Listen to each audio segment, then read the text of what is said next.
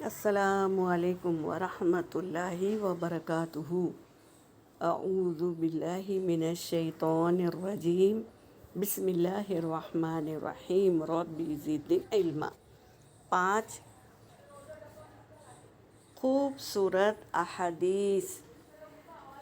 Number 1، جو شخص ہر وقت باوضو رہے گا اس پر جادو کا اثر نہیں رہے گا۔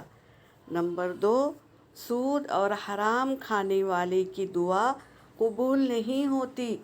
نمبر 3، ہر فرض نماز کے بعد آیت الکرسی پڑھنے والے اور جنت کے درمیان میں صرف موت ہے، یعنی موت ہوتے ہی وہ جنت میں داخل ہو جائے گا جو فرض نماز کے بعد آیت الکرسی پڑھتا ہے۔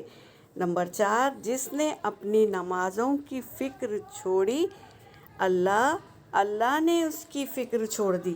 جو نماز کی فکر چھوڑ دیتا ہے اللہ بھی اس کی فکر چھوڑ دیتا ہے۔ نمبر 5، اللہ اس شخص کو آباد رکھتا ہے جو حدیث سن کر دوسروں تک پہنچائے۔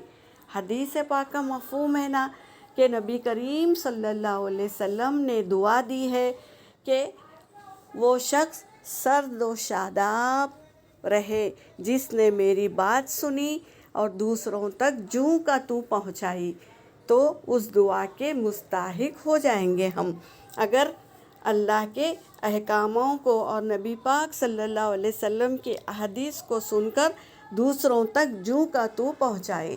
اللہ ہمیں سنتوں اور احادیث کے مطابق ہماری زندگی گزارنے کی توفیق عطا فرمائے، آمین یا رب العالمین۔